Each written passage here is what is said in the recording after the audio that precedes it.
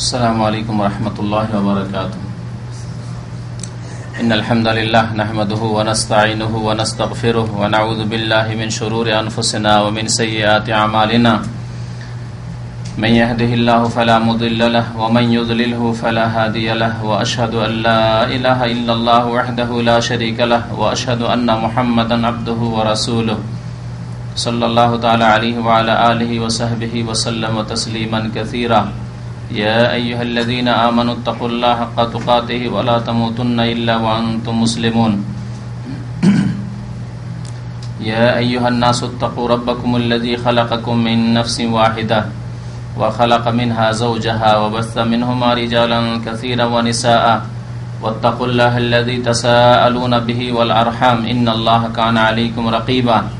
يا أيها الذين آمنوا اتقوا الله وقولوا قولا سديدا يصلح لكم أعمالكم ويغفر لكم ذنوبكم ومن يطع الله ورسوله فقد فاز فوزا عظيما. أما بعد فإن خير الحديث كتاب الله وخير الهدي هدي محمد صلى الله عليه وسلم وشر الأمور محدثاتها وكل محدثة بدعة وكل بدعة ضلالة وكل ضلالة في النار. أعوذ بالله من الشيطان الرجيم. بسم الله الرحمن الرحيم. الذين آمنوا ولم يلبسوا إيمانهم بظلم أولئك لهم الأمن وهم مهتدون. মহান আল্লাহর সমস্ত প্রশংসা যে আল্লাহ রাব্বুল আলামিন আমাদেরকে একমাত্র তাঁর ইবাদত বন্দেগীর জন্য সৃষ্টি করেছেন। দরুদ সালাম নাজিল হোক প্রিয় নবী মুহাম্মদুর রাসূলুল্লাহ সাল্লাল্লাহু আলাইহি ওয়াসাল্লামের প্রতি, যিনি আমাদেরকে মহান আল্লাহর ইবাদত বন্দেগীর তরিকা শিখিয়েছেন এবং আল্লাহ রাব্বুল আলামিনের ইবাদত বন্দেগী ছাড়া অন্যের পূজা পাঠ উপাসনা থেকে সতর্ক করার জন্য, বরং অন্যের পূজাকে পৃথিবী থেকে মুছে ফেলার জন্য, শিরককে নিশ্চিহ্ন করার জন্য প্রেরিত হয়েছিলেন। আল্লাহুম্মা সাল্লি আলাইহি আল্লাহুম্মা বারিক আলাইহি।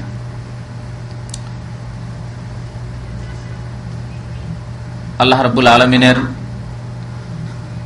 সমস্ত সৃষ্টি, এই জমিন আল্লাহর, আমাদের মাথার উপর আকাশ আল্লাহর সৃষ্টি, আসমান জমিনের মাঝে যত মখলুকাত সৃষ্টি জগৎ রয়েছে সবকিছুই আল্লাহর সৃষ্টি।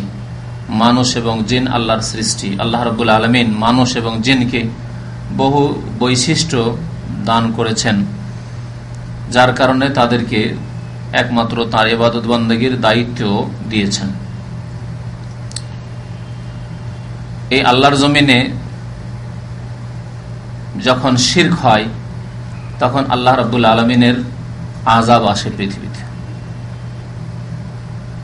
আযাব আসার বহু কারণ রয়েছে, যা কোরআনে কারীমে বর্ণনা করা হয়েছে বিভিন্ন আয়াতে, বিভিন্ন জায়গায়।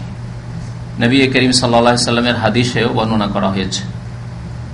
কিন্তু মূল কারণ হচ্ছে আল্লাহর একত্ববাদের জায়গা শিরকে দখল করে নেওয়া। এক আল্লাহর ইবাদত বন্দেগী না হয়ে অন্যের পূজা পাঠ হওয়া, এক আল্লাহকে সেজদা না করে বা এক আল্লাহর সেজদার সাথে সাথে অন্য কোনো কিছুকে কাউকে সেজদা করা, এক আল্লাহ রাব্বুল আলামিনের কাছে একমাত্র দোয়া না করে অন্যের কাছেও দোয়া প্রার্থনা করা, এ হচ্ছে শিরক, আল্লাহর অংশীদার স্থাপন, আল্লাহর পার্টনারশিপ। মানব জাতি যখন শিরকে লিপ্ত হয়ে যায়, যখন শিরক বিরাজ করে মানুষ সমাজে, তখন আল্লাহর গজব অবশ্যই আসে এবং তখন মানব জাতি নিরাপদ থাকে না।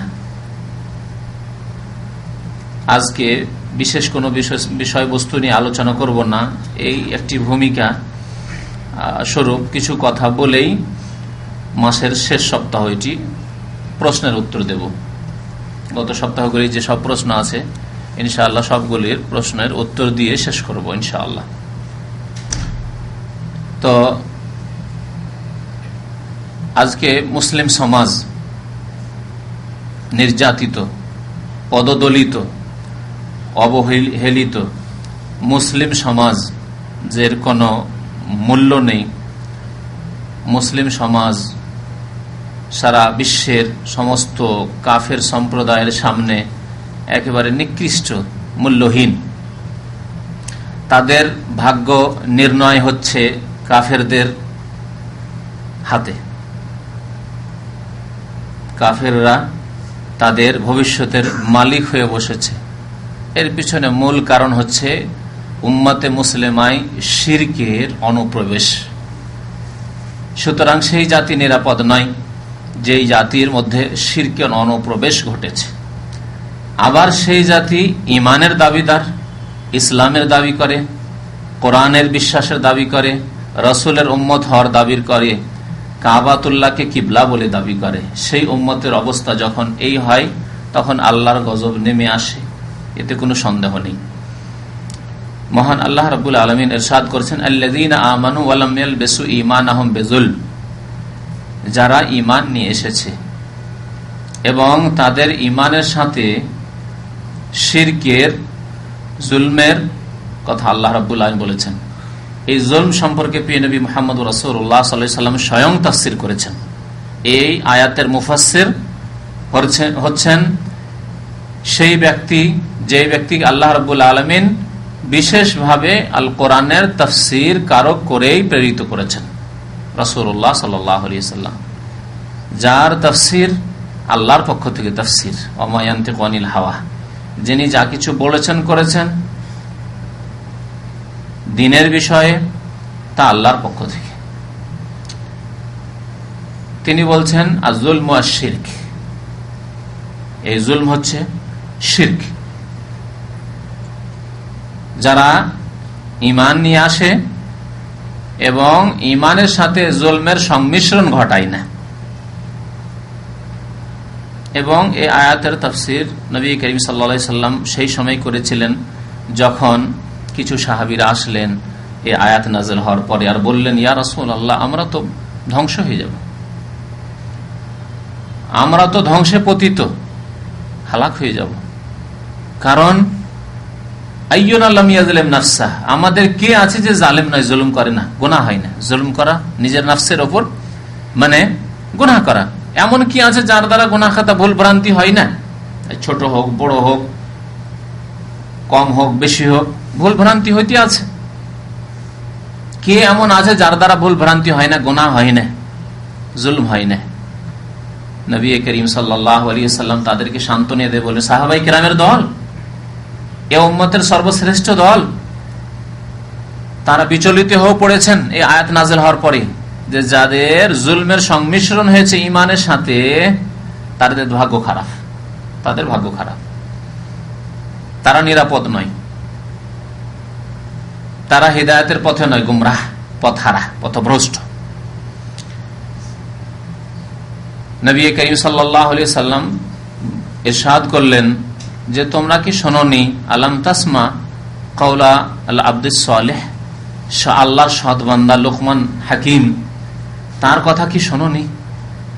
যখন তিনি তার পুত্রকে উপদেশ দান করছিলেন আর বলছিলেন, ইন্না শিরকা লাযুলমুন আযীম, নিশ্চয় শিরক হচ্ছে সবচাইতে বড় জুলম।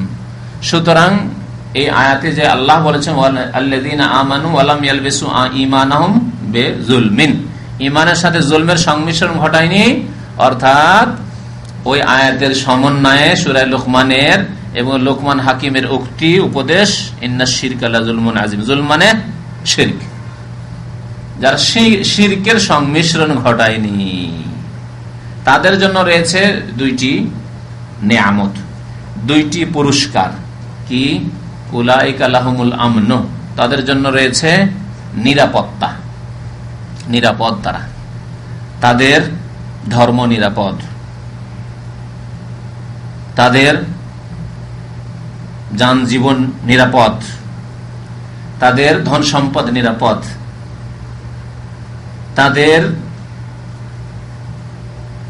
ইজ্জত আবরু মান সম্মান নিরাপদ,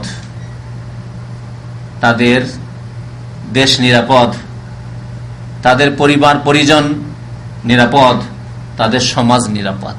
আল্লাহ বলেছেন উলাইকা লাহুমুল আমন, তাদের জন্য আমন রয়েছে। এই আল আমনের তাফসীর করতে গিয়ে মুফাসসিরগণ বলেছেন যে সার্বিক আমন রয়েছে, সার্বিক নিরাপত্তা রয়েছে।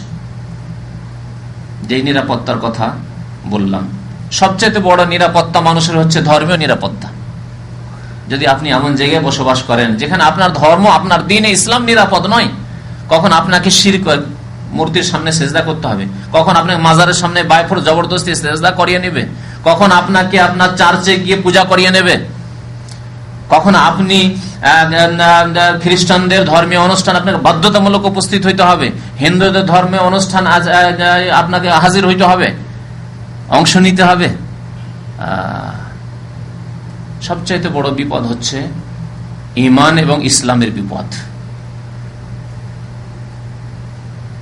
কিন্তু আজকালকার মুসলিম তা বুঝে না। ধর্ম যাকার থাক, পয়সা পাবো কিনা, ডলারে বেতন পাবো, স্যালারি পাবো, পাউন্ডে বেতন পাবো, পশ্চিমা দেশে যদি ন্যাশনালিটি নিতে পারি তাহলে আমি ভবিষ্যৎ আমার জেনারেশনকে বড় লোক করে দেবো। ধর্মের কোন চিন্তা আছে? যে আমি হয়তো ধার্মিক লোক, অনেক নামাজিরাও তো যাচ্ছেন, সেই জন্য বলছে যে অনেকে হয়তো নিজে ধার্মিক ভাবছেন যে আমি তো ধার্মিক, আমার ধর্ম কি ছিনিয়ে নিতে পারে। গিয়ে দেখা যাচ্ছে ধীরে ধীরে তার ধর্মকর্ম শেষ হয়ে গেছে, আর তার না শেষ হলে তার আগামী জেনারেশনকে খ্রিস্টানদের হাতে লেলিয়ে দিচ্ছে। জি, তাদের হাতে লেলিয়ে দিয়েছে। আর এর ইতিহাস রয়েছে 1400 বছরে। স্পেনের মুসলমানের সাথে খ্রিস্টানরা কি করলো তা মুসলিম জাতির সামনে রয়েছে। বসনিয়ার মুসলমানদের সাথে কাফেররা কি করলো তা সামনে রয়েছে। এইরকমই বহু মুসলিম বিশ্ব ছিল, মুসলিম এলাকা ছিল যেখানে মুসলিমরা বসবাস করত, তাদেরকে নিশ্চিহ্ন করে ফেলে দিয়েছে অথবা তাদের মেরুদণ্ড ভেঙে দিয়েছে। আর অনেক মুসলমান এবং মুসলমানদের সন্তান সন্ততিরা খ্রিস্টান হয়ে গেছে, অমুসলিম কাফের হয়ে গেছে। সুতরাং ধর্মীয় নিরাপত্তা সবচেয়ে বড় নিরাপত্তা। তারপরে জীবনের নিরাপত্তা, ধন সম্পদের নিরাপত্তা, বাড়িঘরের নিরাপত্তা, দেশের নিরাপত্তা, সব নিরাপত্তার প্রয়োজন রয়েছে। তো আল্লাহ রাব্বুল আলামিন বলছেন যারা ঈমান নিয়ে আসার পরে শিরক করবে না তাদের জন্য নিরাপত্তা রয়েছে, তারা নিরাপদ। আজকে মুসলিম উম্মার সবচেয়ে বড় রোগ হচ্ছে শিরক। যত প্রকারের শিরক হতে পারে, ছোট শিরক, বড় শিরক, প্রকাশ্য শিরক, গোপনীয় শিরক, সমস্ত রকমের শিরক রয়েছে। হিন্দুরা দুর্গার সামনে সেজদা করে, মুসলিম দরগায় সেজদা করে। হিন্দুরা এত কেঁদে কেটে সেজদা করতে পারে না তাদের প্রতিমা পুতুলকে, যত কেঁদে কেটে একজন নামধারী মুসলিম কবর মাজারে গিয়ে গড়াগড়ি করে সেজদা করে।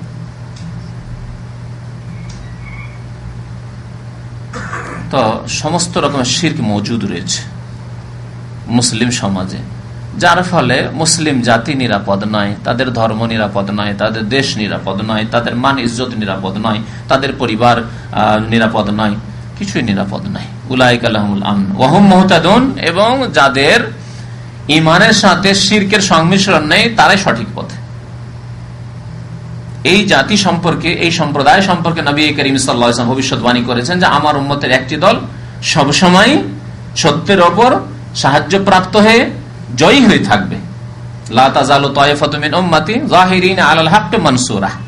আমার উম্মতের একটি দলের কথা বলা হয়েছে, তাহলে একটি দল সব সময় শিরক মুক্ত থাকবে, কিন্তু সেই দলের সংখ্যা অতি অল্প হবে। এই জন্য নবী সাল্লাল্লাহু আলাইহি ওয়াসাল্লাম তায়ফাতু মিন উম্মতি, আমার উম্মতের একটি অংশ, তায়ফা মানে অংশ, তায়ফা মানে একটি ছোট্ট দল, এবং এই দল সারা বিশ্বে ছড়িয়ে ছিটিয়ে হবে। এক দেশে খুঁজে শুধু পাবে না যে এক দেশে শুধু ওই দল রয়েছে আর অন্য দেশে না, এমন কথা নেই। প্রত্যেক দেশে রয়েছে, ছড়িয়ে ছিটিয়ে রয়েছে।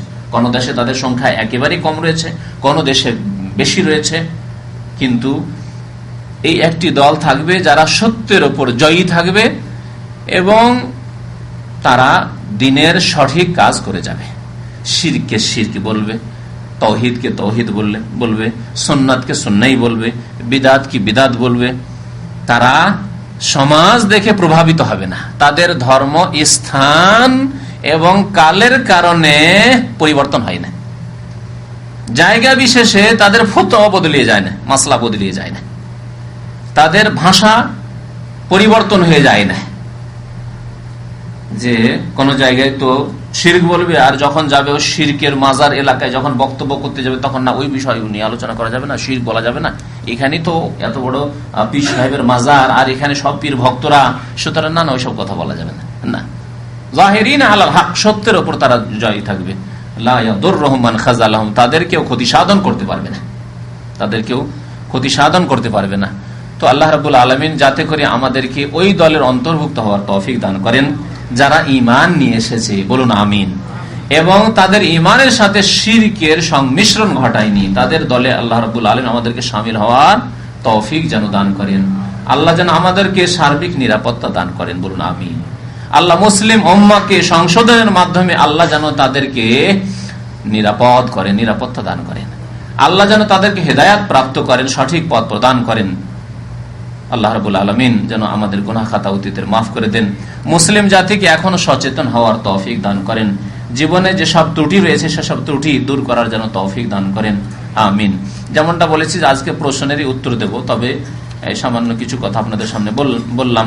প্রশ্ন বেশ কিছু রয়েছে, তার মধ্যে এক ভাই তো আজকে ফ্যাক্সেও প্রশ্ন পাঠিয়েছে, লম্বা প্রশ্ন, এই ফ্যাক্সের প্রশ্ন, আর উনি লিখেছেন যে বড় প্রশ্নের তো আপনি উত্তর দেন না, আর সংক্ষেপে, অথচ এই প্রশ্নটি 2-3 লাইনেও লেখা যেতে পারে, কিন্তু উনি কিসসা লিখেছেন, এখানে তো কিসসা কাহিনী পড়া সময় মুশকিল, সেই জন্য বড় প্রশ্ন দেখলেই ভয় লাগে, তো রেখে দিই। তো এই প্রশ্নের খোলাসা হচ্ছে যে একজন মুসলমান আর একজন মুসলমান একই রুমে থাকে, দুইজনের নামাজি, একজন লোক অন্যজনকে বলেছে তুমি মালাউন, অভিশপ্ত, বা তোমার আল্লাহর গজব হোক, এটি বলা যায় না? না যায়, এক লাইনে হবে না প্রশ্নই করা। একজন মুসলিম আর একজন মুসলিমকে কি মালাউন বলতে পারে, অভিশপ্ত বলতে পারে, মাগজুব ও অভিশপ্ত প্রাপ্ত আল্লাহর গজব হোক তোমার বলতে পারে? এ হচ্ছে হুকুম, এ হচ্ছে প্রশ্ন, এর উত্তর সম্পর্কে আপনাদেরকে শোনাবো ইনশাআল্লাহ। নবী করিম সাল্লাল্লাহু আলাইহি ওয়াসাল্লামের বহু হাদিস রয়েছে, দু একটি হাদিস বুখারী বা অন্যান্য হাদিস থেকে, মুসলিম থেকে নোট করেছি, সেজন্য বাকি আগের প্রশ্নগুলি যেগুলি আছে সেগুলির উত্তর দেব।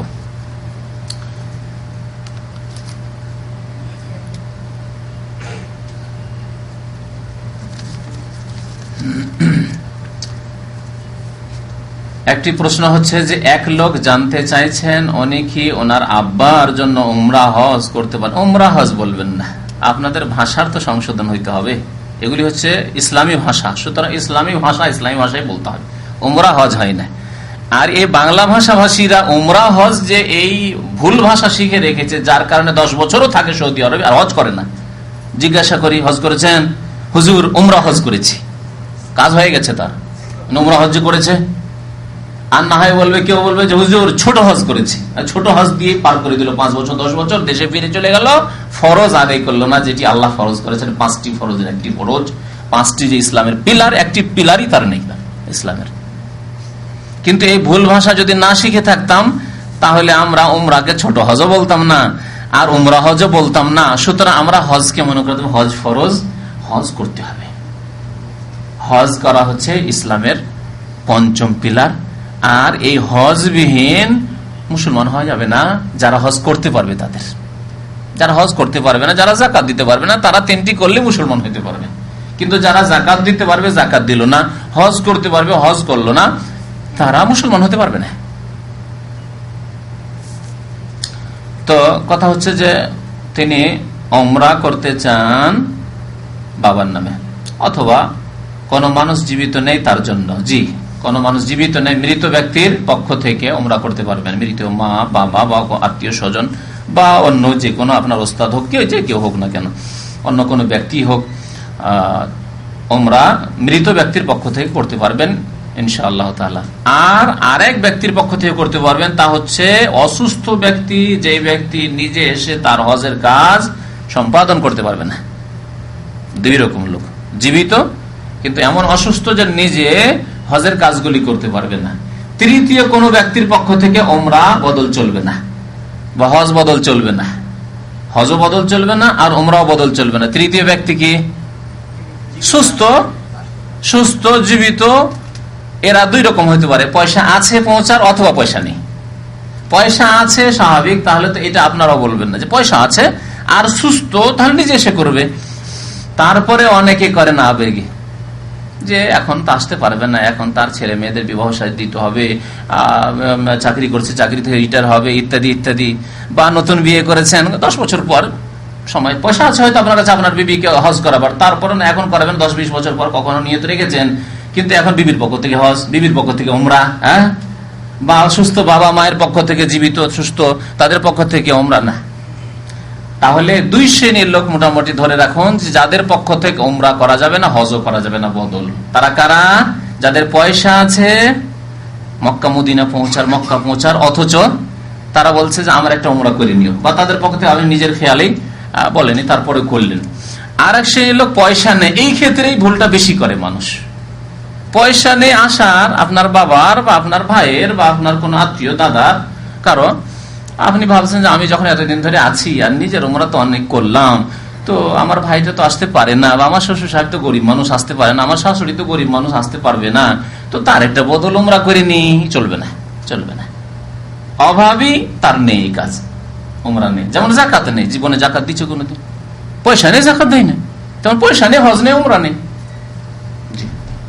জায়েজ নয়, বরং করলে গুনাহ হবে, বিদআত হবে, কবুল হবে না। কারণ কোরআন এবং হাদিসে এর কোনো প্রমাণ নেই। কোরআন এবং হাদিসে মৃত ব্যক্তির প্রমাণ আছে। আর নবী সাল্লাল্লাহু আলাইহি ওয়াসাল্লামকে এক লোক জিজ্ঞেস করলেন যে আমার আব্বা অথবা আম্মা বলে প্রশ্ন করা হয়েছে, লা ইয়াসবুতু আলার রাহিলা, সওয়ারির উপর বসতেই পারে না। তাহলে এমন রোগী হইতে হবে যে ব্যক্তি ফ্লাইটে বসালে ফ্লাইটে বসতে পারবে না, নামতে পারবে না, সিঁড়ি দিয়ে তাওয়াফ করতে পারবে না। তাওয়াফও না করতে পারলো, তাওয়াফ হয়তো করিয়ে দেওয়া যাবে ঠেলা গাড়ি দিয়ে, কাঁধের উপরে করে, কিন্তু সে চলাফেরা করতে পারে না, অক্ষম, একেবারে অচল অবস্থা, বিছানা ধরে নিয়েছে, এই সব লোক। জি, তো আশা করি স্পষ্ট যে 2 শ্রেণীর মানুষের বদল উমরা বা হজ করতে পারবেন। মেয়েদের হাজ হলে ওই সময় ফরজ নামাজগুলি কিভাবে আদায় করতে হবে? কেমন মুসলিম ভাই যে যার এই মাসলায় জানা নেই, যে হায়েজ হলে আবার নামাজ পড়তে হবে? মহিলাদের মাসিক ঋতু হলে নামাজ পড়তে হবে নাকি? তাহলে নামাজ কি হবে? কাজা করতে হবে পরে? হ্যাঁ, নামাজ কি মাফ, রোজা হাদিসে রয়েছে তাকদিস সওম ওয়ালা তাকদিস সালাহ। ঋতুবতী মহিলা রোজা কাজা করবে, মানে অন্য সময় পুরা করবে, কিন্তু নামাজ কাজা করবে। নামাজ আল্লাহ মাফ করেছেন তাদের। জানি না এই মহিলাদের প্রশ্ন না পুরুষদের প্রশ্ন, আল্লাহ পাকই জানে। যদি স্বামীর এই জ্ঞান হয় তাহলে তার মহিলা তো অর্ধেক জ্ঞান। নবী সাল্লাল্লাহু আলাইহি ওয়াসাল্লাম বলেছেন মহিলাদের জ্ঞান অর্ধেক। তো পুরুষ ভাই যদি জিজ্ঞেস করে থাকেন তাহলে মহিলাই আল্লাহ পাক জানে যে তাদের কতটুকু জ্ঞানী সম্পর্কে আছে। যাই হোক, দিনের জ্ঞান এই ক্ষেত্রেই বলা হয়েছে যে তালাবুল ইলমে ফারিদাতুন আলা কুল্লি মুসলিম, প্রত্যেক মুসলিম নরনারীর জন্য দিনের শিক্ষা হাসিল করা ফরজ, এইরকম জ্ঞান হাসিল করা ফরজ। যে হাইজের অবস্থায় কি করবে, নামাজ পড়বে না পড়বে না, রোজা রাখবে না রাখবে না, তার রোজাটা কি করবে, হ্যাঁ, তাহারাত পবিত্রতা, হ্যাঁ, নামাজ, এগুলি এলম হাসিল করা ফরজ। তাওহীদের জ্ঞান, তাওহীদ কাকে বলে, শিরক কাকে বলে, সুন্নত কাকে বলে, বিদআত কাকে বলে, কোনটি শিরক কোনটি তাওহীদ। সিজদা করলাম মাজারকে আর কবরকে, আর ভাবলাম যে আল্লাহ কি তো সিজদা করলাম। কাবা শরীফের সামনে সিজদা করে যদি আল্লাহ পাওয়া যায়, তো মাজারে সিজদা করে আল্লাহকে কেন পাওয়া যাবে না? হ্যাঁ, এইরকম দিন সম্পর্কে জাহেল থাকলে তার হবে না। তাহলে দিন সম্পর্কে এইসব যেগুলি বুনিয়াদী বিষয় সেগুলির জ্ঞান হাসিল করা ফরজ।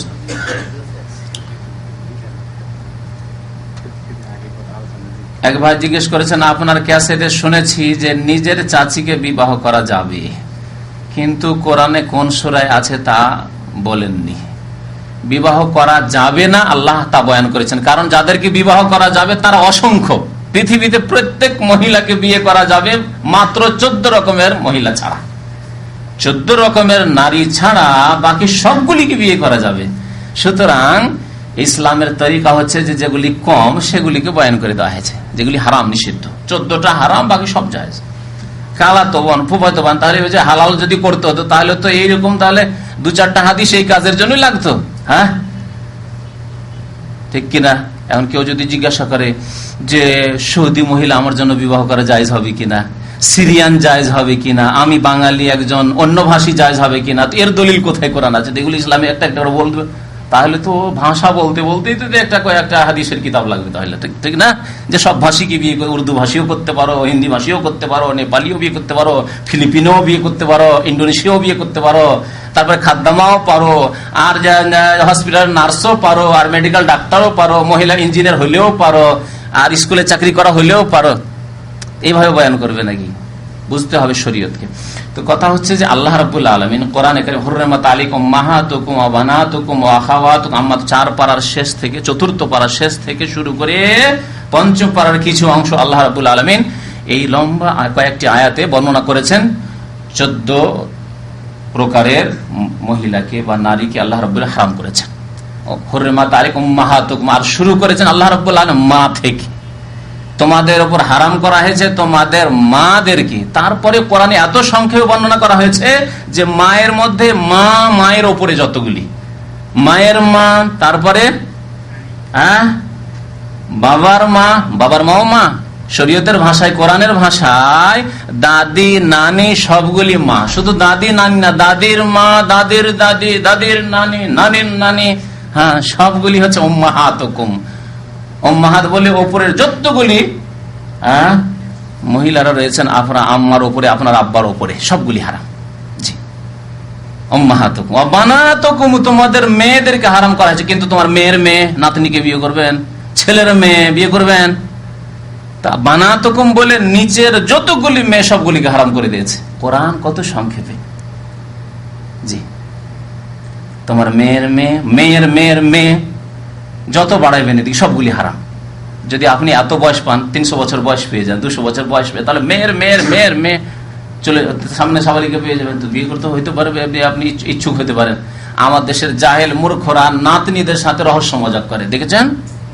এরা বড় জাহেল মূর্খ, অথচ কোরআন এবং হাদিসের ভাষায় মেয়ের মেয়ে, ছেলের মেয়ে, এর আপন মেয়ে, আপন মেয়ের সাথে রহস্য মজাক করে। আমাদের সমাজের জাহেলরা করে না, কিন্তু জাহেলরা না নাতনিকে বলে, নাতনি সাবালিকে হয়েছে, নাতনি বিয়ে করবি, পছন্দ হয়েছে, বুড়া বলে।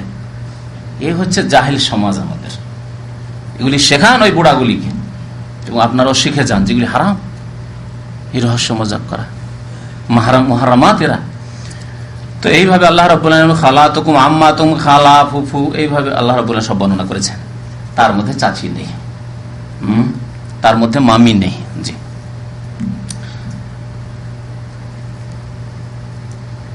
গোপনে ও প্রকাশ্যে হাতে তসবিহ নিয়ে আল্লাহর জিকির করা জায়েজ আছে কিনা? তসবিহ নিয়ে, তসবির মালা নিয়ে তসবিহ জপা, এটি নবী করিম সাল্লাল্লাহু আলাইহি সাল্লাম বা সাহাবায়ে কেরামের সুন্নত নয়, বরং সুন্নত এর বিপরীত। সুন্নত হচ্ছে নবী সাল্লাল্লাহু আলাইহি সাল্লামের বলেছেন যে ইকদিনা বিল আনামিল, তোমরা হাতের যে জোড়গুলি রয়েছে, পোরগুলি, এগুলির দ্বারা কি করো? তসবিহ গণনা করা। এই একটি হাদিস রয়েছে। ফাইন্নাহুন্না মাসউলাত, কারণ এগুলিকে জিজ্ঞাসা করা হবে, এবং মুস্তানতিকাত, এরা কথা বলবে, কথা বলবে, আল্লাহ রাব্বুল আলামিন দরবারে সাক্ষী দেবে। এই হলো হাদিস। আরেকটি হাদিস রয়েছে নবী সাল্লাল্লাহু আলাইহি ওয়াসাল্লামের ফেল, কর্ম। কানা রাসূলুল্লাহ সাল্লাল্লাহু আলাইহি ওয়াসাল্লাম ইয়াকিদুত তাসবিহা বিয়ামিনিহি, নবী সাল্লাল্লাহু আলাইহি ওয়াসাল্লাম তসবিহ গণতেন ডান হাতে, বিয়ামিনিহি। তাহলে কিছু লোকের আবার আমাদের দেশে যুক্তি দেখায়, যখন সাক্ষী দেবে তো বাম হাতকে সাক্ষী রাখবো, সুবহানাল্লাহ, এদিকে সুবহানাল্লাহ, সুবহানাল্লাহ, সুবহানাল্লাহ, আলহামদুলিল্লাহ, আলহামদুলিল্লাহ, আলহামদুলিল্লাহ। না, সুন্নতের খেলাফ। কারণ নবী সাল্লাল্লাহু আলাইহি ওয়াসাল্লাম ডান হাতে তসবিহ করতেন। আর একটি ব্যাপক হাদিস আছে যে কোনো ভালো কাজ নবী সাল্লাল্লাহু আলাইহি ওয়াসাল্লাম ডান হাত দ্বারা করতেন, আর খারাপ কাজ, ময়লা আবর্জনা সাফ করার জন্য বাম হাত। নাক সাফ করবেন বাম হাত, পেশাব পায়খানা সাফ করবেন বাম হাত, কোন জায়গার ময়লা মাটি সাফ করবেন বাম হাত। তো বাম হাত নিকৃষ্ট কাজগুলির জন্য শরীয়তে নির্ধারিত করা আছে। সুতরাং ডান হাত দিয়ে তসবিহ করা সুন্নাত। আর এই মালা দিয়ে তসবিহ করার অনেক ক্ষতিকর দিক রয়েছে। একে তো সুন্নত নাই, সুন্নত নাই। যদি ভালো কাজ হতো তো নবী করিম সাল্লাল্লাহু আলাইহি ওয়াসাল্লাম এটা ছেড়ে যেতেন আমাদের মাঝে। ওয়া খায়রুল হাদি হাদি মুহাম্মাদিন সাল্লাল্লাহু আলাইহি ওয়াসাল্লাম, নবী সাল্লাল্লাহু আলাইহি ওয়াসাল্লামের সমস্ত খুতবার প্রথম এই অংশটুকু পড়া হতো। আল্লাহর প্রশংসা এবং নবীর প্রতি দুরূদের পরে পড়া হইতো খায়রুল হাদি, খায়রুল হাদিসে কিতাবুল্লাহ, উত্তম কথা হচ্ছে আল্লাহর কিতাবের কথা, কোরআনের কথা, আর উত্তম আদর্শ হচ্ছে রাসূলুল্লাহ সাল্লাল্লাহু আলাইহি ওয়াসাল্লামের আদর্শ। সুতরাং রাসূলুল্লাহর আদর্শ হচ্ছে হাতে তসবিহ গণনা করা। তারপরেও আপনি কেন করবেন? আপনি কি উত্তম আদর্শ চান না? কেমন রসুলের সাথে মহাব্বত যে এক শ্রেণীর লোকেরা জবরদস্তি যেটা প্রচলন আছে সেই প্রচলনকে বজায় রাখতে চায়, নবী করিম সাল্লাল্লাহু আলাইহি ওয়াসাল্লামের আদর্শের দিকে আসতে চায় না। সুন্নতের প্রতি এবং নবীর প্রতি মহাব্বতের এটি দলিল নয়, এর বিপরীত প্রমাণ। আপনার আচার আচরণ প্রমাণ করে যে আপনি নবী করিম সাল্লাল্লাহু আলাইহি ওয়াসাল্লামের সাথে আন্তরিকতা রাখেন না, মহব্বত। আর ক্ষতিকর দিক হচ্ছে লোক দেখানো। ইবাদত হচ্ছে হাতে তসবিহ নিয়ে তসবিহ করা, তসবিহ মালা নিয়ে তসবিহ করা, এটা লোক দেখানো। বাইরে করলে, গোপনে বলেছেন, গোপনে করলেও সুন্নত নেই, সুন্নতের খেলাফ। এই জন্য অনেক ওলামারা বলেছেন যে এইভাবে তসবিহ করা বিদআত। আমরা বলি একেবারে জাহেল মূর্খ যদি থাকে আর 33 পর্যন্ত গণনা না করতে পারে, 33 পর্যন্ত গণনা করতে পারে, তাহলে সে বৃদ্ধ মহিলা। গণনাই করতে পারে না 33 পর্যন্ত, বা ভুলে যাচ্ছে, তাহলে বৃদ্ধ মহিলা বা বৃদ্ধ পুরুষের জন্য বলা যেতে পারে। আর যারা গণনা করতে পারে তাদের জন্য না, কারণ এর কোনো প্রমাণ নেই। আর একটা দিদি বললেন যে লোক দেখানো কাজ, যারা লোক দেখানো তসবিহ করে তাদের হাতেই তসবিহ দেখা যায়। আরেক শ্রেণীর হাতে তসবিহ দেখা যায় যারা হচ্ছে ফাসিক ধরনের লোক, ফাসিক লোক, সমাজের ফাসিক লোকদের হাতে তসবিহ দেখা। সারা জীবন জুলম অত্যাচার করেছে, সুদ খেয়েছে, ঘুষ খেয়েছে, অন্যায় কাজ করেছে, অত্যাচার করেছে, আর শেষ জীবনে তসবিহ ধরেছে, রাস্তাঘাটে যেখানে যায় তসবিহ নিয়ে ঘুরে বেড়ায়। এখানে দেখছেন সমাজের ফাসিক লোক যারা, ওই ড্রাইভার গুলি, ট্যাক্সি ড্রাইভার, তাদের হাতে তসবিহ দেখবেন। সমাজে যেগুলো নিকৃষ্ট লোক তাদের হাতে তসবিহ দেখা যায়। এরপরে আর বুঝাইতে হবে। আরো মজার কথা শুনে, তসবিহ দিয়ে নাজায়েজ কাজ করে, তসবির ইশারাতে কোন মহিলার সাথে কন্ট্যাক্ট করে, এই খবরও আছে আমাদের কাছে। তসবির খাস খাস ইশারা, কোন ভাবে তসবিহ বাজালে কি ইশারা সিগন্যাল হয় তা বুঝায়, তারা বুঝে। তসবিহকে এই কাজও ব্যবহার করা হয়।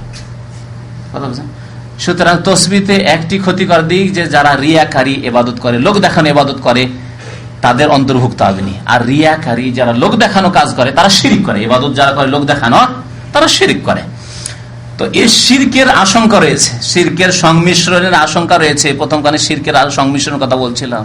নিরাপদ থাকবেন না, তাহলে আপনি, আপনার আকীদা আমল নিরাপদ থাকবে না, শিরক ঢুকে পড়বে, মনে মনে শয়তান নিয়ে আসবে, তোর চাইতে বড় পরেজগার কি আছে, সবসময় তসবিহ করিস তুই, কারো হাতে তসবিহ নেই, কারো হাতে তসবিহ নেই।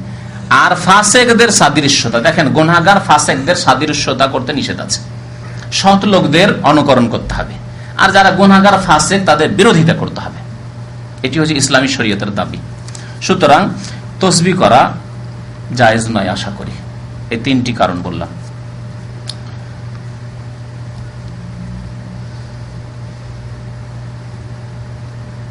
আর আঞ্চলিক ভাষায় আল্লাহকে ডাকা যাবে কিনা? হ্যাঁ, আল্লাহকে যে কোনো ভাষায় ডাকা যায়, আল্লাহকে যে কোনো ভাষায় ডাকা যায়। আঞ্চলিক ভাষায় ডাকেন, চিটাগাংয়ের ভাষায় ডাকেন, আর আপনি সিলেটের ভাষায় ডাকেন, আর নোয়াখালীর ভাষায় ডাকেন, পানি বলেই ডাকেন, আল্লাহ হানি দাও বলেন, আল্লাহ বৃষ্টি চাইছেন আর পানি দাও না বলে আল্লাহ হানি দাও বলেন, লাফ দেওয়া না বলে আল্লাহ ফাল দাও বলেন, যাই বলেন আপনি, হ্যাঁ ঠিক না? এগুলি ভাষা কিনা সব বুঝেন আল্লাহ রাব্বুল আলামিন।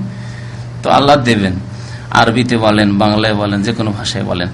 তারপরে শেষখানে একটি কথা, ইয়া মাবুদ, ইয়া খোদা, খোদা না বলে আল্লাহ বলা উচিত। খোদা নামটি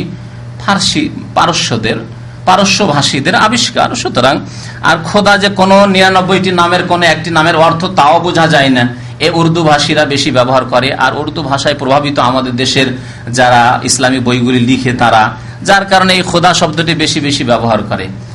তো যারা কোরআন এবং হাদিসের অনুসারী ওলামারা তারা খোদা শব্দটি পছন্দ করেন না। বলছি না যে হারাম, অত শক্ত কথা বলছি না, তবে ব্যবহার করবেন না, বাদ দিয়ে দেন, ব্যবহার করা বাদ দিয়ে দেন। আল্লাহ বলেন, আল্লাহ যে নামটি নিজের জন্য, ওয়ালিল্লাহিল আসমাউল হুসনা, নিজের জন্য চয়েস করেছেন। আপনার যে নামটি, সেই নামটি ধরে না ডেকে যদি অন্য কোনো নাম দিয়ে ডাকি তো ভালো লাগবে কি? যতই ভালো নাম বলি, আপনার নাম হচ্ছে মোহাম্মদ, আর আপনাকে যদি আব্দুল্লাহ, তাহলে আব্দুল্লাহ ভালো লাগবে খুব, যদি আব্দুল্লাহ নাম ভালো। তো কথা হচ্ছে আপনার নাম যেটি, সেই নামটি আপনি নিজে পছন্দ করেন। আল্লাহ রাব্বুল আলামিন নিজের নাম নিজে উল্লেখ করেছেন 99টি নামের কথা। সুতরাং ওই নামগুলি দিয়েই ডাকা উচিত। তারপরে শুধু ইয়া মাবুদ, ইয়া খোদা, ইয়া আল্লাহ এ কথা বলবেন না, বরং তার সাথে চাইবেন, হে আল্লাহ, হে মাহবুদ, হে রহমান, আর কিছু চাইবেন না, তো কেমন কথা হইল? অসম্পূর্ণ কথা হইল না? তাহলে ইয়া আল্লাহ বলে আল্লাহর কাছে কিছু চান, ইয়া রহমান দয়া করো, ইয়া গাফফার তুমি মাফ করো, এইভাবে আপনি পূর্ণাঙ্গ বাক্য দিয়ে আল্লাহর কাছে দোয়া করেন বা আল্লাহর জিকির করেন। অসম্পূর্ণ বাক্য দিয়ে আল্লাহর জিকির নেই। ইয়া আল্লাহ, ইয়া রহমান, ইয়া সাত্তার, ইয়া গাফফার এগুলো করবেন না, তার সাথে চান, তার সাথে চান। কারণ কোরআন আল্লাহ বলছেন আল্লাহর সুন্দর সুন্দর নাম আছে, ফাদউহু বিহা, সেই নামগুলির মাধ্যমে কি করো? তার কাছে দোয়া করো, চাও। তাহলে চাইতে হবে। কোরআনের বাস্তবায়ন এটি হচ্ছে যে আল্লাহ, আল্লাহ তুমি আমাকে মাফ করে দাও, আল্লাহ তুমি আমার রহম করো, আল্লাহ আমার এই দোয়া কবুল করো। আম্বিয়াদের দোয়াতে কোথাও ইয়া আল্লাহ শুধু আছে? না, আছে রব্বানা তাকাব্বাল মিন্না, শুধু রব্বানা রব্বানা আছে কোথাও? রব্বানা তাকাব্বাল মিন্না ইন্নাকা আনতাস সামিউর, রব্বানা যালামনা আনফুসানা, রব্বানা হাব লানা মিন আজওয়াজিনা। তাহলে পূর্ণাঙ্গ বাক্য দিয়ে তারা আল্লাহকে স্মরণ করেছে। জি, আমি মাগরিব নামাজ পড়ার সময় পাইনি, কিন্তু এশার নামাজ আরম্ভ হয়ে গেছে, এখন আমি কি এশার না মাগরিব নামাজ নিয়ত করব? এ সম্পর্কে ওলামাদের দুটি মত আছে। তবে এই ক্ষেত্রে বেশি ভালো হচ্ছে যে তরতিব আর জরুরি থাকবে না। আসল হচ্ছে যে তরতিব খেয়াল রাখতে হবে। প্রথম মনে রাখেন, আসল হচ্ছে যে তরতিব খেয়াল রাখতে, অর্থাৎ মাগরিবের নামাজ আগে, মাগরিবের নামাজ আগে পড়া উচিত, তারপরে এশা। কিন্তু এই ক্ষেত্রে তরতিব করলে সমস্যা যেটি, সেটি হচ্ছে যে এশার নামাজ শুরু হয়ে গেছে, তার সাথে তো লাগতে হবে, আলাদা তো জামাত করা যাবে না। আর ওর ইমাম সাহেবের সাথে লাগলে 4 রাকাত উনি পড়ে সালাম ফিরবে, আপনি 3 পড়ে বসলে বিরোধিতা করতে হচ্ছে, বসে যেতে হচ্ছে। অথবা কেউ কেউ বলছেন বসে যাও আর বসে থাকো, তারপরে যখন 4 রাকাত পড়ে যখন সালাম ফিরবে তার সাথে সালাম ফিরো। তাহলে এগুলি এতগুলি বিস্তারিত কথা বা অতিরিক্ত কথা নবী সাল্লাল্লাহু আলাইহি ওয়াসাল্লাম থেকে নেই, এগুলি ইজতিহাদি কথা। সুতরাং এরকম ইজতিহাদি ফতোয়া না দিয়ে, এটি একটি ফতোয়া। যারা বলছেন না, হর অবস্থায়, যে কোনো অবস্থায় তরতিব, পর্যায়ক্রম যেটা, সেটা বজায় রাখতে হবে। সুতরাং মাগরিবের নামাজ আগে আল্লাহ ফরজ করেছেন, মাগরিবের নামাজ আগে পড়তে হবে। তাহলে এই ফতোয়ার উপর যদি আমল করা হয়, তাহলে সমস্যাটা যেটা দাঁড়াবে যে এশার নামাজ তিনি 4 রাকাত পড়বেন, আর আপনি গিয়ে প্রথম রাকাত থেকে লেগেছেন, 3 পড়ার পর আপনার তো কোর্স শেষ হয়ে গেছে, এখন কি করবেন? তারা কেউ বলছেন যে বসে যান, বসে গিয়ে আপনি সালাম ফিরে দেন, তাহলে বিরোধিতা। তারপরে অতিরিক্ত এই যে কথাটি বসে যেতে আবার সালাম ফিরতে হবে, এই কথাটি নবী সাল্লাল্লাহু আলাইহি ওয়াসাল্লাম থেকে প্রমাণ নেই, তাহলে ইজতিহাদ করতে হচ্ছে নিজের পক্ষ থেকে। আর কেউ কেউ বলছে না বসে থাকেন সালাম ফিরিয়েন না, একসাথে সালাম ফিরবেন, আর 1 রাকাত পড়তে দেন ইমামকে, এই অতিরিক্ত কথাও নেই নবী সাল্লাল্লাহু আলাইহি ওয়াসাল্লাম থেকে। তাহলে তো নিজের খেয়াল খুশি ফতোয়া দিতেই হচ্ছে। তো এই না করে যে তারতিবের ব্যাপারটি আছে, এখানে বলেন তারতিবটা এখানে আর থাকছে না, ফরজ থাকছে না।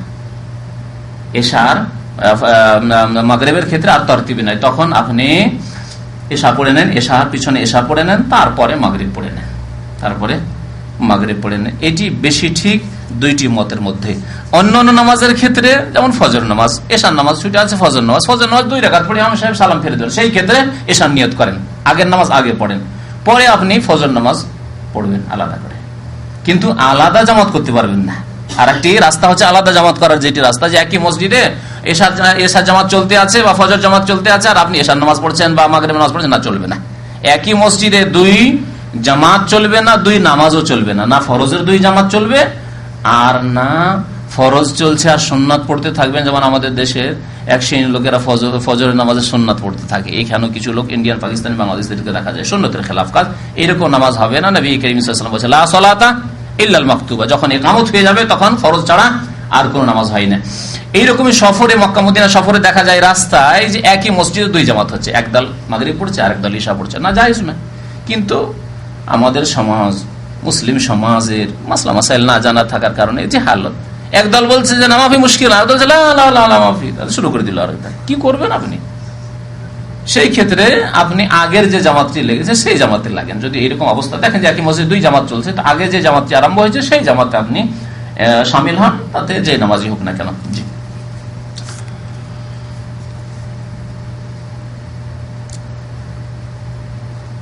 বেতর নামাজের সূরা কুনুত, সূরা কুনুত না, দোয়াই কুনুত। কুনুত সূরা নয়, কুনুত সূরা হচ্ছে কোরআনে কারীমের সূরা, আর কুনুত কোরআনে নেই। কুনুত কোরআনে আছে কি? তো দোয়ায়ে কুনুত না জানা থাকলে অন্য কোন দোয়া পড়লে হবে কিনা? জি না, হবে না। এবং কুনুত পড়া সুন্নত, কুনুত পড়া সুন্নত, ওয়াজিব নয়, ফরজ নয়, সুতরাং গুনাহগার হবেন না। তবে কখনো কখনো নবী করিম সাল্লাল্লাহু আলাইহি ওয়াসাল্লাম ছেড়েছেন, অধিকাংশ সময় দোয়া কুনুত করেছেন। তাই আপনিও নবী করিম সাল্লাল্লাহু আলাইহি ওয়াসাল্লামের আদর্শে আদর্শিত হন, দোয়া মুখস্থ করেন, মুখস্থ করতে হবে। একটি কুনুত মুখস্থ করতে পারবেন না, কেমন মুসলিম আপনি হবেন? ফজর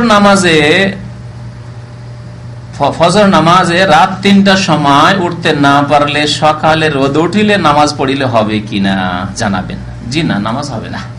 মহান আল্লাহ কোরআনে বলেছেন, ইন্না সলাতা কানাত আলাল মুমিনিনা কিতাবাম মাওকুতা, নিশ্চয় নামাজ মুমিনদের উপর যথা সময় ফরজ করা আছে, নির্দিষ্ট সময়ে ফরজ করা আছে, অর্থাৎ সময় নামাজের নির্ধারিত করা হয়েছে।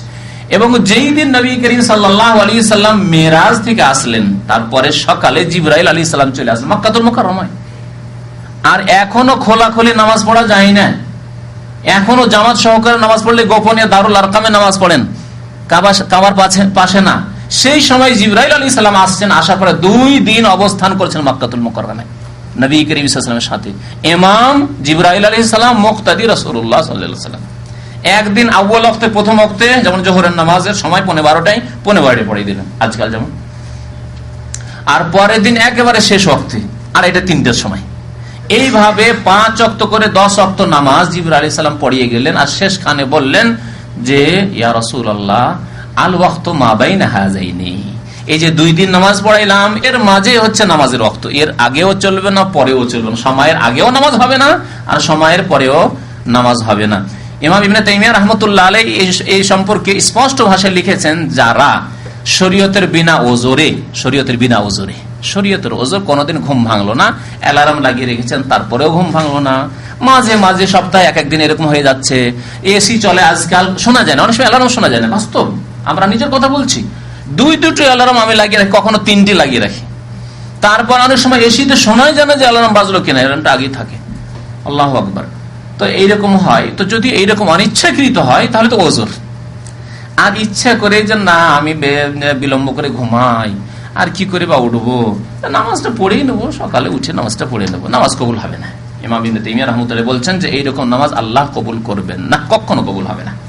ভুলে যাওয়া আর ঘুম, এই 2টি হচ্ছে শরীয়তি ওজর। আর ইচ্ছা করে ঘুম নয়, অনিচ্ছাকৃত ঘুম। ইচ্ছা ছিল জাগার, নিয়ত করে আলহামদুলিল্লাহ সৎ নিয়ত নিয়ে শুয়েছি যে ফজরে জাগবো, তারপর জাগতে পারিনি, কোনো গুনাহ নেই ইনশাআল্লাহ। আর আপনার ঈমানে কোনো পার্থক্য পড়বে না যদি কখনো এরকম হয়ে যায়, কিন্তু যখন দেখছেন না বেশি বেশি হইতে লাগলো, এখন সপ্তাহে 1-2 দিন 3 দিন করে হইতে লাগলো, রে ভাই এইরকম জাগতেই পারি না, তাহলে একটা মজবুত অ্যালার্ম নিয়ে আসেন, যাতে করে একবার কান ফাটিয়ে দেয়, ওইরকম ঘড়ি লাগান আপনি। মোবাইলে কাজ হচ্ছে না, মোবাইলের অ্যালার্ম তো অত মজবুত হয় না, হয়তো নাও হইতে পারে, তখন ওই রকম অ্যালার্ম বাজান আপনি, বারবার রিপিটে দিয়ে দেন, বারবার করে বাজতে থাকবে। জি, ব্যবস্থা আছে। এক ভাই লিখেছেন, দেশে আমার একটি LIC আছে, LIC মানে লাইফ ইন্স্যুরেন্স, জীবন বীমা আছে, অ্যাকাউন্ট খোলা আছে, অ্যাকাউন্ট খোলা আছে, কয়েক বছর দেওয়া হয়েছে এবং আরো কয়েক বছর বাকি আছে। ইসলামিক সেন্টার আসার পর জানতে পারলাম যে ওটা জায়েজ নয়। জি, জুয়া, ইন্স্যুরেন্স জুয়া, লাইফ ইন্স্যুরেন্স হোক, আর গাড়ি ইন্স্যুরেন্স হোক, আর ঘর ইন্স্যুরেন্স হোক, আর কার ইন্স্যুরেন্স হোক, ইন্স্যুরেন্স মানে জুয়া। জুয়া মানে বুঝেন তো, অল্প দিয়ে অনেক সময় বড় লাভবান হয়ে গেলেন, আর অনেক সময় অনেক দিলেন কিন্তু লাভবান হলেন না। আমরা যারা লাইসেন্সের ইন্স্যুরেন্স করছি এরকমই হচ্ছে কিনা? সারা বছর দিয়ে রাখলে বছরকে বছর ধরে আপনি ইন্স্যুরেন্স করতে আছেন, আলহামদুলিল্লাহ আপনার অ্যাক্সিডেন্ট হলো না, 1 পয়সাও পেলেন না। আর যদি অ্যাক্সিডেন্ট হয়ে যায় লাখ লাখ টাকা পেয়ে গেলেন আপনি, হ্যাঁ, এর নামই তো জুয়া। আল্লাহ বলছেন, ইয়া আইয়ুহাল্লাযীনা আমানু ইন্নামাল খামরু ওয়াল মাইসিরু, মদ এবং মাইসির জুয়া, এগুলো হচ্ছে রিজসুন নাপাক মিন আমালিশ শায়তান, এগুলো শয়তানের কাজ, সুতরাং জায়েজ নাই। তবে যখন বাধ্য করা হবে, আপনার গাড়ি কেনা বেচা হচ্ছে না, আপনার লাইসেন্স রিনিউয়াল হবে না, ইত্যাদি, আপনার নানা রকমের সমস্যায় আপনাকে পড়তে হবে, তখন জায়েজ। বাধ্য হলে জায়েজ। বাধ্য হওয়ার জন্য আমরা ছবি করছি, একামা হবে না, পাসপোর্ট হবে না, বিদেশ যেতে পারবো না, আমরা রুজি রিজিক করতে পারবো না, আমরা এমনকি হজ করতে পারবো না, তাহলে এগুলি বাধ্যতা, এইসব ক্ষেত্রে জায়েজ। কিন্তু শখ করে ছবি রাখবেন আপনি, গাড়ি ছবি রাখবেন, শখের ছবি, না, জায়েজ না। তো যতটা নাজায়েজ জিনিসগুলি যতটা করতে বাধ্য আমরা, ততটা জায়েজ, তার বেশি জায়েজ না, সবসময় মনে রাখবেন। তো কোন ইন্স্যুরেন্সই শরীয়তে জায়েজ নয়। তবে বলা হচ্ছে যে যদি কোঅপারেটিভ হয়, মানে যেটাকে বলছে তামিন তাউনি এরা বলছে, কিন্তু আজকাল এইসব কোম্পানি এমন ব্যবসায়ী কোম্পানি হয়েছে হারাম খাওয়ার জন্য আর মুসলিম জাতিকে ধোঁকা দেওয়ার জন্য। সবগুলি ইন্স্যুরেন্স কোম্পানি নিজে বলছে তাওনি, মানে কোঅপারেটিভ। তাওনি মানে হচ্ছে ইংরেজি ভাষায় কোঅপারেটিভ, তো কোঅপারেটিভ নয়, অথচ ব্যবসায়ী সব।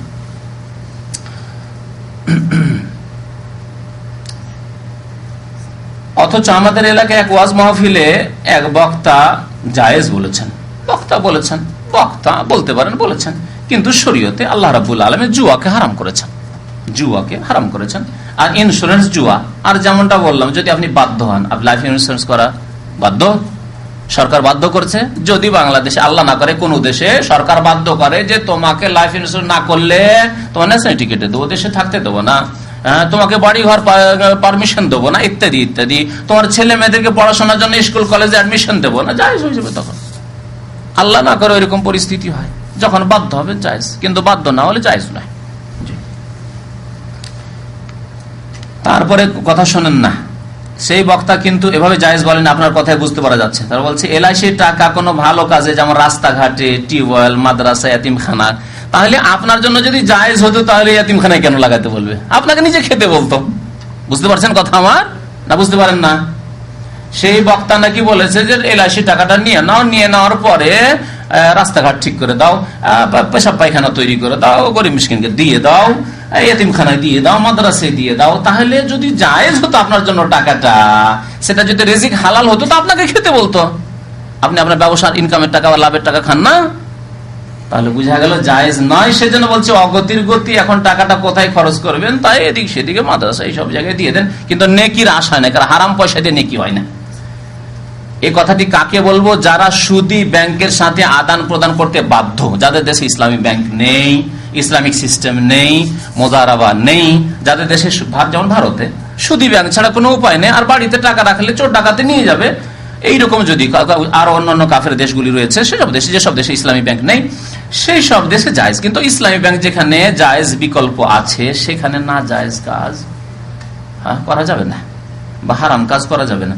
না সুদী ব্যাংকের সাথে আদান প্রদান করা যাবে, না সুদী ব্যাংকে অ্যাকাউন্ট খোলা যাবে, আর না এলআইসি করা যাবে। জি, এলআইসি টাকা কোনো মতেই জায়েজ নয়, আপনার জন্য জায়েজ নয়, সব করা এলআইসি বাধ্য নন আপনি করতে। জি, আর আপনি পলিসি খুলে ফেলেন, একটি কথা বলে দিই, তারপর অনেক টাকা দিয়ে ফেলেছেন, এখন কিছু টাকা না দিলে হয়তো যে টাকাটা দিয়ে ফেলে 10, 20, 50 হাজার টাকা, সেটাও মারা যাবে। তাহলে ওলামারা বলেছেন কিছুদিন চালিয়ে টাকাটা হাসিল করে নেন, কেন আপনার এই লস লাগে, টাকাটা হাসিল করে নেন, তারপরে অতিরিক্ত টাকাটা, হারাম টাকাটা আপনি বিভিন্ন কাজে ব্যয় করে দেন গরিব মিসকিনদের মাঝে, আল্লাহ মালিক, কিন্তু নেকি হবে না, তাদের ফায়দা হবে। বাকি এমনি জায়েজ না যে জেনে শুনে আপনি এলআইসি খুলবেন, না, জায়েজ নাই। নামাজ ফরজ, আবার জীবিকা অর্জনও ফরজ, এ কথাটি কে শিখালো আপনাকে? নামাজ ফরজ আর জীবিকা অর্জনও ফরজ, এ কথাটি কে শিখালো? এত সংক্ষেপে কথা। জীবিকা অর্জন কতটা ফরজ জানেন? যতটা খেয়ে আপনি বাঁচতে পারেন, ঠিক কিনা? নামাজ ফরজ, আর জীবিকা অর্জন কতটা ফরজ যে আজকে আপনাকে 2 বার খেতে হবে, না হলে আপনি বাঁচবেন না। তাহলে 2 বার খাওয়ার ব্যবস্থা, এটি ফরজ আপনার জন্য। আর আপনার যদি ফ্যামিলি থাকে তাদেরকেও যদি 2 বার খাবার দিতে হবে, 3 বারই দিতে হবে, আরো ভালো করে দেন, নাস্তা, দুপুর, রাত 3 বার খাবার দিতে হবে, এতটা ফরজ। আর আপনি লাখ লাখ টাকার, হাজার হাজার টাকার ব্যবসা করবেন, একদিনে 100 রিয়াল ইনকাম করলেন, এটি ফরজ কে বললো? কোথায় আছে বলেন যে দিনে 100 রিয়াল করে ইনকাম করা ফরজ, 200 রিয়াল করে ইনকাম করা ফরজ, আর এই বেশি ইনকাম করার জন্য আপনি সুন্নত ছেড়ে চলে যাবেন? কারণ প্রশ্নটা হচ্ছে এই যে তাহলে কি ফরজ নামাজ ছেড়ে সুন্নতটা বাদ দিয়ে দিব, তারপরে গিয়ে দোকান খুলে দেবো, আর তারপরে গিয়ে রুজি রোজগারে চলে যাব? কখনো না। কারণ এই সুন্নতের গুরুত্ব, আপনার 10 রিয়াল হলে আপনার পেট চলে যাবে, সাপোজ উদাহরণস্বরূপ 10 রিয়াল হলে আপনার পরিবারের কাজ চলে যাবে একদিনের। তাহলে 100 রিয়াল ইনকাম করা, 90 রিয়াল ইনকাম করা, এটি হচ্ছে অতিরিক্ত নফল কাজ, করিলে হয়, না করলে হয়। বাকি সুন্নত পড়া ইবাদত, সুন্নত পড়া হচ্ছে ইবাদত। যদি আপনাকে বাধ্য না করা হয় তাহলে আপনি সুন্নত পড়ে মসজিদ থেকে বেরোবেন। তবে এই ক্ষেত্রে কিছু লোকের বাড়াবাড়ি রয়েছে, হয়তো মালিক চাই যে সাথে সাথে দোকানটা খুলে যাক, আপনাকে মালিক আদেশ করছে, হ্যাঁ এই ক্ষেত্রে ডিউটি করা ফরজ। কারণ আপনাকে বলা, মালিক শুধু এতটা ছাড় দিয়েছে যে যতক্ষণ ফরজ নামাজ চলবে ততক্ষণ তোমার ছুটি, আর সাথে সাথে এসে দোকান খুলো, এই ক্ষেত্রে কিন্তু জরুরি আপনার জন্য সুন্নত নামাজ তখন বাদ দিয়ে দোকান খোলা। সেই ক্ষেত্রে আপনি অভিযোগ করবেন না। সে যদি আপনাকে অনুমতি দেয় তো আলহামদুলিল্লাহ, ভালো মানুষ। আর যদি অনুমতি না দেয় তাহলে তার ব্যবসার ব্যাপার, আর সে আপনাকে বেতন দিচ্ছে, সুতরাং তার হক আছে। আপনি আপনার সুন্নত অন্য সময় পড়ে নেবেন, সময় হলে অন্য সময় সুন্নতগুলি পড়ে নেবেন। জি।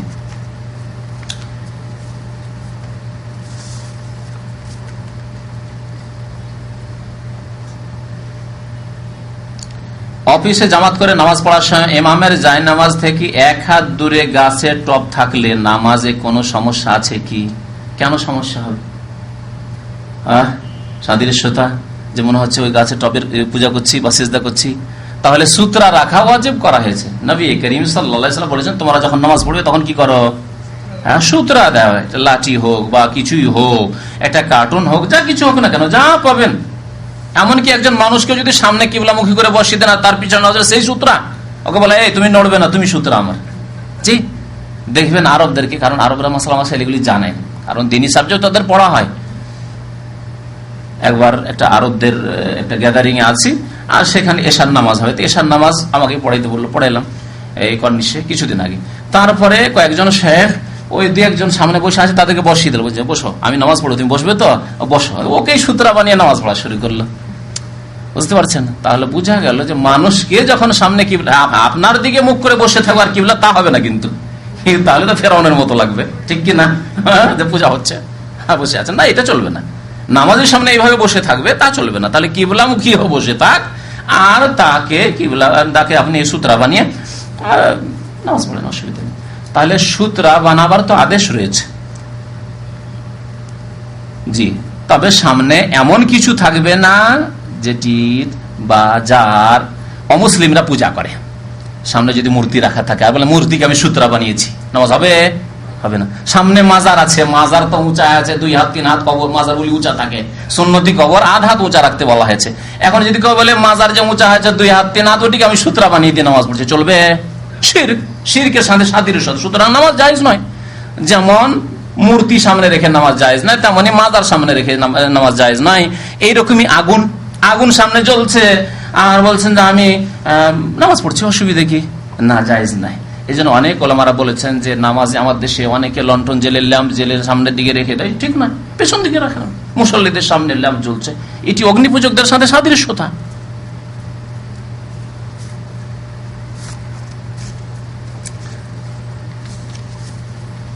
সময় শেষ হতে যাচ্ছে। এক ভাই লিখেছেন যে এক শিয়ার সাথে আমার ওযু সম্পর্কে আয়াত নিয়ে বেশ কিছু আলোচনা হয়েছে। প্রথম কথা, আপনি একজন সাধারণ মানুষ, এই গুমরাহ শিয়া, বরং শিয়া মুশরিক, এদের ধর্ম হচ্ছে শিরক করা, কবর মাজার পূজা এদের আসল ধর্ম। আর এই ধর্ম পাচার করেছে কবর পূজারী বেরেলভি রেজবিদের মাঝে। এই যে সুন্নিদের মধ্যেকার একদল নিজেকে সুন্নি বলে দাবি করে আর কবর মাজার পূজা করে, এই ধর্ম ইরান থেকে পেয়েছে, এই রাফেজি শিয়াদের কাছ থেকে পেয়েছে। লক্ষ লক্ষ মুসলমান এখন খোমেনির পূজা করে, খোমেনির কবরে গিয়ে। জি, গতকালকে আমার ছুটির দিন ছিল, তো এক মসজিদে ছিলাম, তো এক শায়েখ খোমেনি সম্পর্কে বললেন, সুবহানাল্লাহ।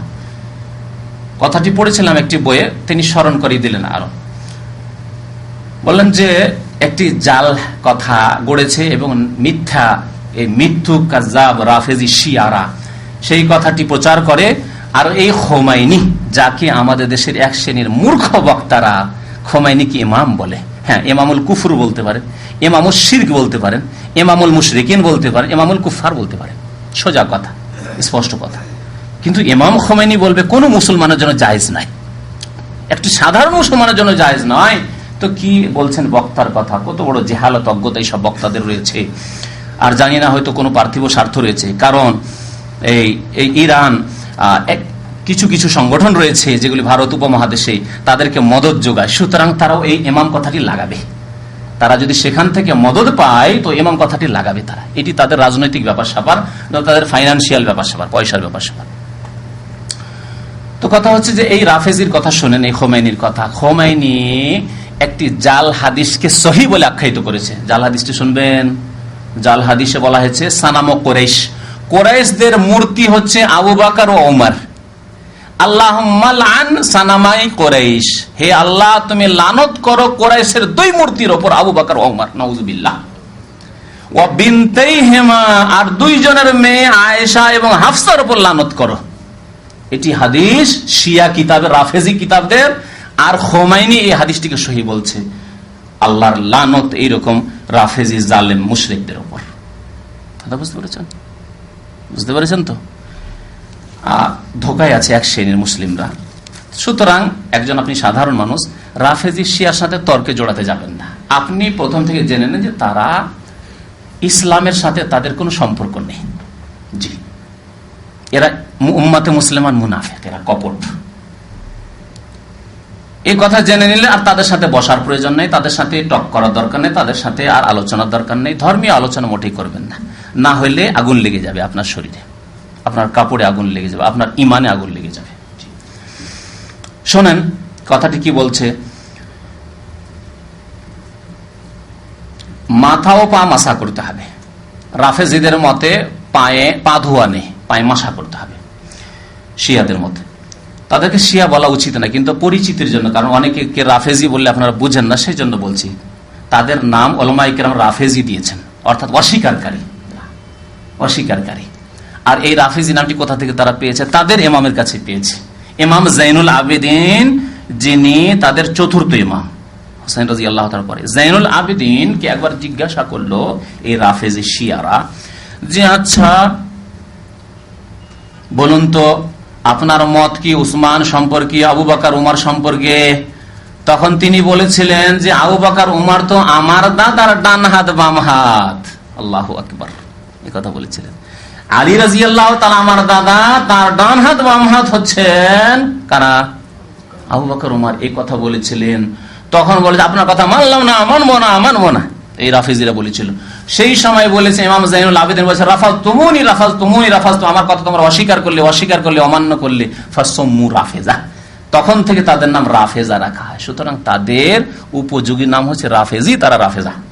কোন সময় তাদেরকে শিয়া বলবেন না। শিয়া মানে তো সহযোগী, সহযোগিতা করেছে আলী রাদিয়াল্লাহু তাআলা, সহযোগিতা করেছে হুসাইন রাদিয়াল্লাহু তাআলা, সহযোগিতা করে হাসান রাদিয়াল্লাহু তাআলার জীবনে বলেছে যে মানহানি কিরকম অপদস্থ করেছে এই বেঈমানরা। তারপরে হুসাইন রাদিয়াল্লাহু তাআলা ডেকে নিয়ে গিয়ে ধোঁকাবাজি করে তাকে হত্যা করলেন। রাতারাতি পয়সা খেয়ে, ওবাইদ ইবনে জিয়াদের পয়সা খেয়ে তারা রাতারাতি পাল্টে গেল, যেমন আমাদের দেশের ভোট পাল্টিয়ে যায় হঠাৎ করে রাতারে, ঠিক কিনা? হ্যাঁ, এইরকম করেছিল কুফার রাফেজি শিয়ারা। তাদেরকে শিয়া বলবেন সহযোগী? তো কথা হচ্ছে যে বলছে দলিল আল্লাহর বাণী। আল্লাহ রাব্বুল কোরআনে বলেছেন ইয়া আইয়ুহাল্লাযীনা আমানু, ওযু সম্পর্কে। ইযা কুমতুম ইলাস সালাহ, যখন নামাজ পড়ি, ফাগসিলু ওয়াজুহাকুম, মুখমণ্ডল ধৌত করো, ওয়া আইদিয়াকুম, হাত ধৌত করো। তারতিবের সাথে আল্লাহ বলেছেন ওয়ামসাহু বিরউসিকুম, এবং তোমরা মাথার মাসাই করো। ভালো করে শুনেন, এখানে রয়েছে বেরউসিকুম, বা হারফে জার, আর রউসেতে কাসরা জের রয়েছে। তাহলে মাথার মাসার ক্ষেত্রে বা দিয়ে উল্লেখ করা হয়েছে, আর তাতে জের দেওয়া হয়েছে। তারপরে কি বলা হয়েছে? ও আর জোলাকুম, আর জোলাকুমে আবার জাবার দেওয়া হয়েছে। তার মানে ওই যে আইদিয়াকুম ধোয়ার ক্ষেত্রে বলা হয়েছে হাত, আইদিয়াকুম জবর দিয়ে, আর মুখমণ্ডল ওজু হাকুম বলা হয়েছে, মুখমণ্ডল আর হাতের কথা জবর দিয়ে, ওরই উপরে আতফ করে এই গ্রামারে বলা হয়েছে। তাহলে বোঝা গেল যে কি করতে হবে? পাও কি করতে হবে? ধৌত করতে হবে। কারণ যেগুলি ধৌত করার অঙ্গ সেগুলিকে আল্লাহ জাবার দিয়ে, ফাতা দিয়ে বর্ণনা করেছেন। ফাগসিলু ওয়াজুহাকুম ওয়া আইদিয়াকুম ইলাল মারাফিকে, আর ওয়া আরজুলাকুম 4 নম্বরে। কিন্তু মধ্যখানে মাসা এই জন্য বয়ান করলেন যাতে করে তরতিবটা, পর্যায়ক্রমটা ঠিক থাকে, যে আমি আল্লাহ এইভাবে বলেছি, সুতরাং তুই মাসাটা পায়ের আগি করবে। বুঝতে পেরেছেন কথা না?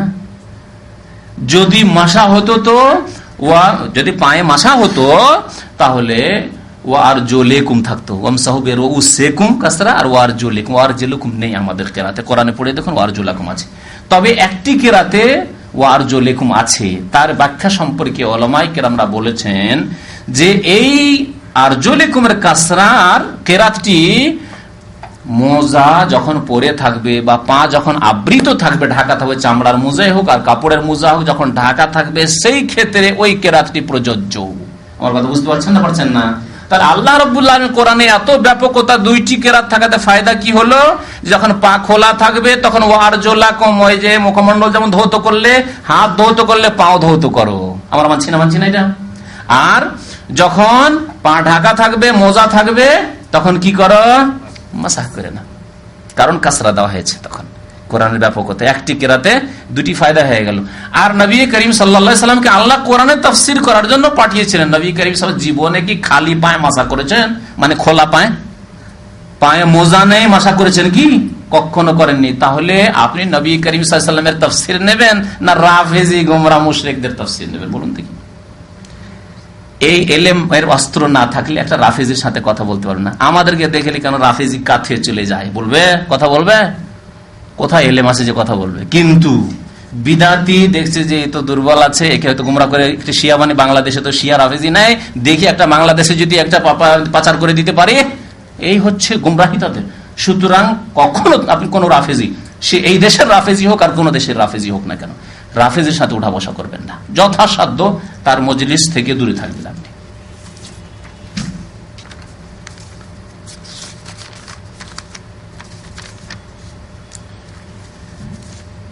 এখন আসি এই বড় প্রশ্নটিতে। বড় প্রশ্ন হচ্ছে যে একজন মুসলিম ভাই আর একজন মুসলিম ভাইকে একই রুমে থাকে, আর কোনো পার্থিব স্বার্থ নেই বা দুনিয়ার ক্ষেত্রে কোনো তর্ক বিতর্ক হইতে গিয়ে বলে দিয়েছে যে তোমার উপর লানত হোক, এ বলেছে যে অভিশাপ করেছে তার উপর, আল্লাহর গজব হোক, এসব কথা বলেছে, আল্লাহর বালা মুসিবত আসুক, এসব কথাবার্তা বলেছে। মোটেই জায়েজ নয়। কোন মুসলিম নির্দিষ্ট ব্যক্তি, কোন মুসলিম নির্দিষ্ট ব্যক্তি, এমনকি পাপী হলেও তার উপর লানত করা, মানে অভিশাপ করা, তার উপর আল্লাহর গজব চাওয়া, নির্দিষ্ট করে যে তোমার উপর গজব হোক, জায়েজ নাই। শর্ত হচ্ছে কি হইতে হবে? মুসলিম। শর্ত হচ্ছে মুসলিম হইতে হবে। তাহলে বোঝা গেল যে কাফেরের উপর প্রয়োজনে, কাফের, নির্দিষ্ট কাফের উপর লানত করা যেতে পারে। যেমন আমার কথা তো শুনলেন হয়তো, সেজন্য আপনি সংশয় পড়বেন না। ফের যদি হয় কেউ যাকে আল্লাহ কাফের বলেছেন, তার রাসূল কাফের বলেছেন, অথবা যে আবু বকর ওমরকে কাফের বলবে আর বলবে কুরাইশদের প্রতিমা পুতুল, সে নিজেই কাফের, নিঃসন্দেহে কাফের, এতে কোন সন্দেহ আছে? তো এই উম্মতের নবী করিম সাল্লাল্লাহু আলাইহি সাল্লামের ডান হাত আর বাম হাত, আল্লাহু আকবার, আবু বকর ওমর। যেখানে গিয়েছেন নবী করিম সাল্লাল্লাহু আলাইহি সাল্লাম, মাই আবু বকর ওমর, আমার সাথে আবু বকর ওমর। ওহদ পাহাড়ে চাপছেন, সেখানে আবু বকর ওমর। আর ওহদ পাহাড় কাঁপতে শুরু হচ্ছে, তরতর করে কাঁপছে, আর পাথর ঝরে পড়ে যাচ্ছে ওহদ পাহাড় থেকে। আল্লাহু আকবার। নবী করিম সাল্লাল্লাহু আলাইহি সাল্লাম বলছেন, ওসবত ওহদ, ওহদ তুমি কোথায় যাও, থামো, স্থির হও তুমি। ফাইন্নামা আলাইকা নবী, তোমার উপর একজন নবী আছেন মুহাম্মদ সাল্লাল্লাহু আলাইহি ওয়াসাল্লাম, ও সিদ্দিক, এক সিদ্দিক আছেন, ও শাহিদানা, দুই শহীদ আছেন, উসমান রাদিয়াল্লাহু তাআলা আনহু ছিলেন, দুই শহীদ আছেন, ওমর এবং উসমান। নবী করিম সাল্লাল্লাহু আলাইহি সাল্লাম যেখানে আছেন প্রায় সময় আবু বকর ওমর। আর যদি কোন রাফেজি, আল্লাহর শত্রু, আল্লাহর দিনের শত্রু, আল্লাহ রসুলের শত্রু, আল্লাহ রসুলের সাহাবায়ে কেরামের শত্রু, যদি বলে যে তারা ছিল কুরাইশের মূর্তি, তাহলে তাদের কথা কি বলবেন? এর চাইতে বড় গোমরা আছে কেউ? জাহান্নামের ইন্ধন। তো কথা হচ্ছে যে নির্দিষ্ট কোন মুসলিম যদি কাবিরা গুনাহ পর্যন্ত করে, যদি কাবিরা গুনাহ পর্যন্ত করে, জিনা করে, চুরি করে, মদ খায়, তো তোমার উপর লানত হোক লুচ্চা কোথাকার, তোমার লানত হোক সারাবি কোথাকার, তোমার উপর লানত হোক চোর, এই কথা বলা জায়েজ নাই নির্দিষ্ট করে। তবে অনির্দিষ্ট জায়েজ আছে, কারণ নবী করিম সাল্লাল্লাহু আলাইহি ওয়াসাল্লাম একটি হাদিস বলেছেন, লান আল্লাহুস সারিকা, চোরের উপর আল্লাহর লানত হোক। তাহলে আমভাবে বলা যাবে চোর, আমভাবে, নির্দিষ্ট করে এক ব্যক্তিকে বলা হলো না, কারণ এই ব্যক্তি হইতে পারে আল্লাহর রহমত পেয়ে যেতে পারে, তওবা করে নিতে পারে। এক চোর আমার এলাকায় ছিল, 80 বছর বয়স হয়ে মারা গেল, সেই চোর শেষখানে হজ করেও গিয়েছে। আর যেবার হজে আসবে, এক লোকের বাড়ি তার গ্রামে ডাকাতি করেছিল, গিয়ে পা ধরে পড়ে গেল।